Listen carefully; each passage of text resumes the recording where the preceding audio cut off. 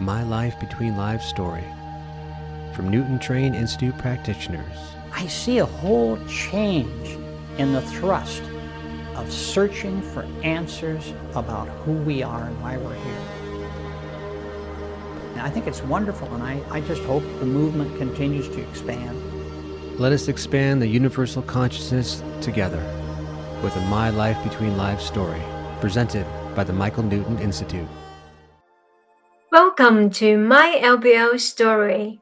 My name is Ekomananda. Today my special guest is Billyhunter. Billy has dedicated himself as a full-time Michael Newton Institute Life Between Lives therapist since 2013. In addition, he also specializes in Shankar-Vasya Ayurveda for post-diagnosis, Mama Point therapy, and SVA liver therapy. With an impressive track record of over 4,500 hours of practices and having to assisted over 1,500 clients, Billy harnesses a rich experiences in empowering individuals to uncover their true identity by tapping into their soul memories. Billy has been serving the Michael Newton Institute as a mentor coordinator, guiding the newly trained LBL practitioners.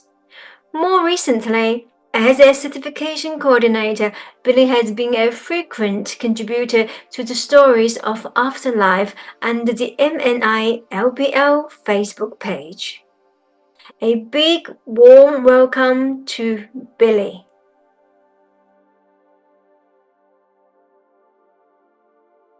So Well, I how like did your you? Lotus behind you. My Lotus, yes. So I purchased this one from can't remember which. I mean, the stock something, Yeah, stock images. yeah. I used to do a lot of this editing work and editing, designing all my websites is done by myself, all my social media work. And so these days I slow down a lot. Purely just enjoy what's happening in my life. I'm not concerned about anything at all. So I'm really in a different space, I'd say. Sure. It's pure blessing.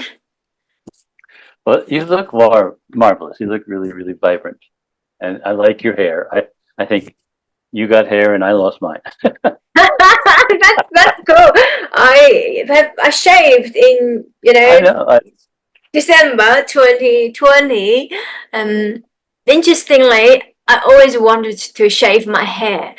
I thought that was like a young girl wanted to be wild, wanted to be different, wanted to be rebellious, and it turned out through past life regression session, like I was a monk. I thought, oh, that's why I wanted to Oh, shave my hair. it's Yeah. something that you feel familiar with. It brings up an interesting subject of soul perspective that I've been thinking about a lot today.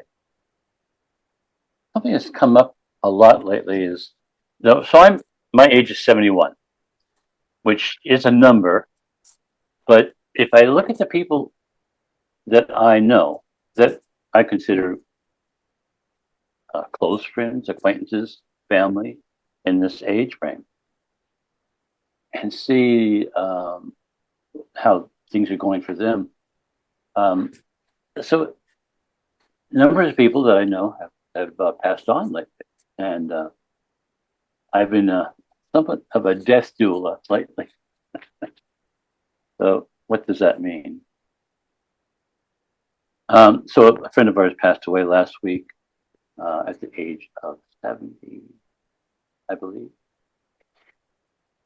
The day before she passed away, I went in to see her because her partner had called to say that she was passing or transitioning. That's what he said. And so I went in to see her, and when I saw her, she was somewhat unorganized, just not coherent. But at the same time, she saw me, and she was very keen on connecting with me. And when I saw her, I just realized it was going to be going. Let me back up a little bit.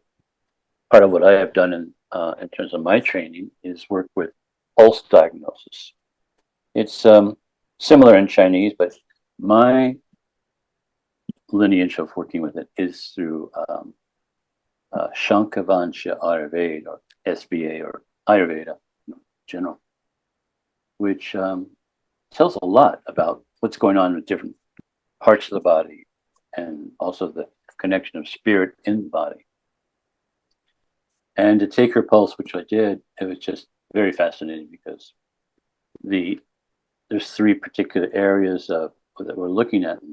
It's many areas, 3 times 9 basically, but 3 primary areas. Yeah. And each one of those was so weak. It was an interesting pulse diagnosis. And I said to her, just don't be afraid. It's okay. Whatever happens, you're going to be fine. You're going to do well. And I could see just a little more peace kind of come across her face. And that was like, say, the day before she passed, and the next day she did pass. And her partner was so thankful to me because and the woman who passed away, who's a friend of ours, was a friend of ours. She was just tossing and turning, even in these transitioning death throes. And just to tell her that it was going to be okay, that she'll be fine, it was a real, soothing thing for her, and it let her and allowed her just to move ahead. And her partner was so thankful. And so this is not the first time I've done this. It's not like I'm trying to do it. I'm not trying to seek it out, but it seems to be finding. And it's a fascinating time because many people are transitioning, older people especially. But in this time when there is so much strife, so much difficulty, a bombardment from EMFs and crazy environment, escaping, drugs, everything like that. A lot of people are saying, "Hey, I just don't want to be here," and they want to check out. And it's an awkward time. It's an amazing time, and difficult. But there's beauty too, especially when you see someone who does transition, and in their transition, you see that they go to light, they go to peace, and well, they don't have much to be afraid. And it's a sweet thing to be able to help people arrive. So this has been on my mind a lot lately because there's other people I'm also in touch with who are in the transitioning kind of thing. And like I said, I'm not really trying to seek it out. It's just not something I particularly want to do, but I find that I can do it. Something that can be real helpful. And it's the difference between soul perspective, soul looking into the existence, and then the human perspective, which is like, what's going to happen? Where am I going to go? How is it going to be? And as you know, Ekomananda, that from doing Life Between Lives sessions for clients, and they go through the death scene in those sessions, from past life and going into spirit, they realize, hey, it's okay. That even though the body dies, we don't, and we stay clear in a way. And to remember that, to re-feel that, is it's a gift to be able to help them have that. Did you sense that that friend was about to pass? About her past? Yes. Before her passing, did you know that she's about to pass? No. She was in a place where she was not coherent at this time. Now, interestingly enough, I did a Life Between Lives session with her, a past life and a life between life session with her. I should have looked it up before coming on with you today. But she had that experience with me, and I think that helped. But at the moment when I saw her, a week ago today or tomorrow, she was not in a place where she could tap into that or remember into that. It was for her, like many of the clients I do have, going through the process of remembering a past life, going through the highlights, the events, those that they were in contact with, and coming to the end of the life, because all lives do end. And then still be awake and aware after the life is passed, after the body's passed. People are just amazed by that experience. They show it and they say, "Wow, I can't believe," or don't say can't believe. They feel it, so they believe it. But they're astounded by it. That there's a continuum, that there isn't. It's all done, and it's just you go into a void. And there's nothing else. But there is a new dimension, or a return to the dimension that they know. Which brings up another thing, which most of us are fighting, not fighting, wrong word, struggling to understand. No, where is spirit? Which direction do we go? Do we go to the end of the universe? Where is? I think what I'm finding more and more is that it really is. It's everywhere. It's just in a dimension that we're not familiar with. It's much like the spectrum of light or sound. We only hear a little narrow part of it, see a little part of it, but there's so much on the outside, other dimensions. And that is where I think the key is about spirit. God is everywhere, spirit is everywhere.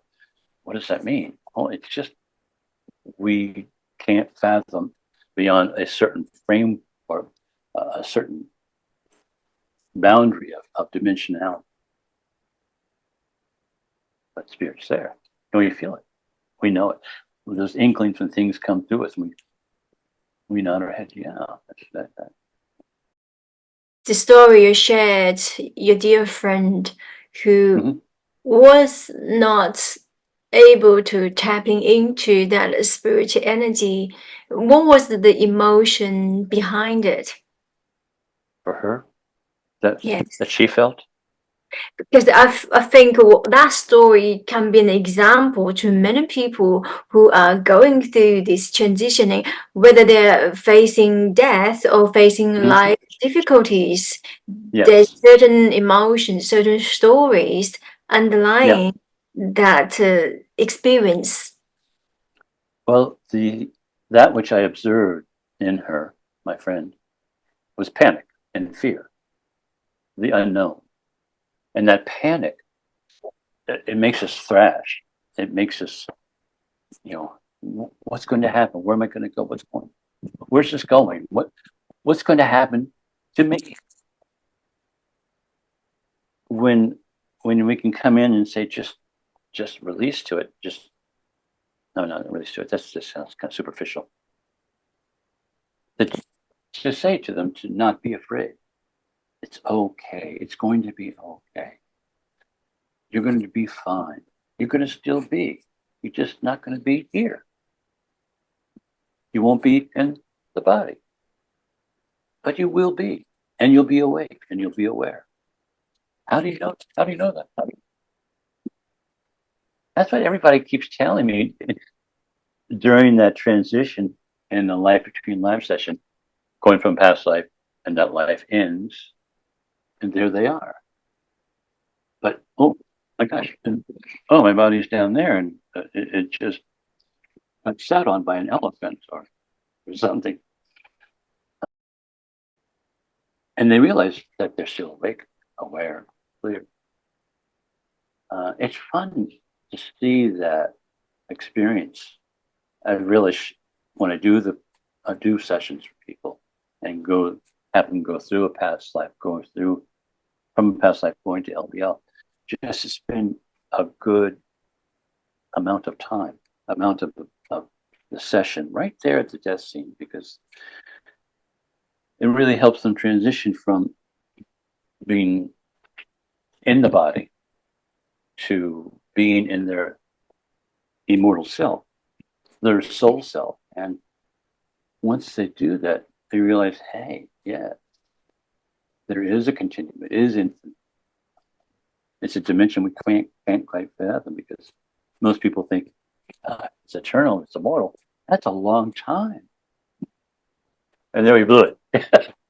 As soon as you think that's a long time, dimensionality has been lost of what it is in terms of the eternal immortals. What would you say an LBL session can serve in releasing that fear or become familiar with other dimensions? So when we help someone to go from a past life through the death scene, and then the traveling to going home after some review, some period where we just examine the life that was lived, and they go home and they realize by being home that this is not them as Billy. I'm not Billy anymore. Billy was what once was, but now I am more than Billy. I'm the accumulation of all those lifetimes. Oh my gosh, 1,186 times. Those are the experiences, the chapters in the eternal immortal soul existence. People have this clear, this clear feeling. It's not a concept. It's not a analytical perspective at all, I find. It's a feeling. It's a visceral, physical feeling that, oh yes, spirit, I'm part of spirit. Spirit's part of me. It's all one unified field. And as one unified field, you feel that magnanimous love, appreciation, judgment. And you realize there's something so much more than that life that is being lived, was lived, or is lived. And that contrast is going past the dimensionality that we have in human existence. We know it, even though we don't know it. We don't know it. This is the thing. It's not on the level of analysis at all. It's not on the level of any mental construct, but there's a mental appreciation for it. But there's a strong, visceral experience. You feel it down deep. And that feeling down deep is what blows people away. Not blows, I don't know.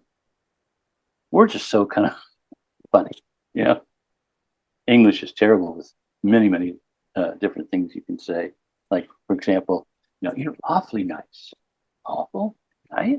What does that mean? But coming back to this, there's a clear feeling, very strong feeling. The clarity of the feeling is just that you feel it. It's not that you know it. You feel it. And and you've noticed this in Ekomananda, that people talk about the experience for days, weeks, months after their experience with you. They come back and say, that was so transformative for me. I gained so much clarity about everything. And that's a marvelous experience. That's a great gift to receive. It's my feeling, my belief that when we talk about enlightenment is just that experience of all the levels of all that we are. Physical is just one very small component of it, but it's an important part, because without it, we don't feel, we don't experience, we don't know, we don't learn. But enlightenment really is knowing where you come from, all the lives lived, all of those things that have shaped you.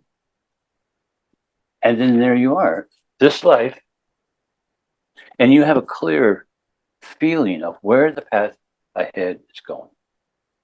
Like I said at the beginning, it's like what's falling into my lap lately is this opportunity to work with people who are elder or people in terminal, terminal place that they're dying, and just bringing that solace that it's going to be okay, it's going to be fine. You're going to remain happy. You're going to remain whole. You're not going to lose anything. Go ahead. Yes, that sentence, what you just said to your friend, it's going to be okay. It's a very prominent sentence and a very common downloading from the spirits from guide. Mm-hmm. And I think everybody needs to hear it from time to time. Yeah. Even for I think us. so. Oh yeah, absolutely. Absolutely. We need to be reminded, oh yeah, it's going to be okay. It's going to be okay. Trust what comes, and everything's going to be okay. It's a wonderful thing that we can bring this experience to people, we can help people have this experience. They're just so longing for it. People are wanting to know, what can I depend on? What is real? Where am I? Where's this going? What should I be doing? Thank you for watching. We look forward to seeing you in the next episode.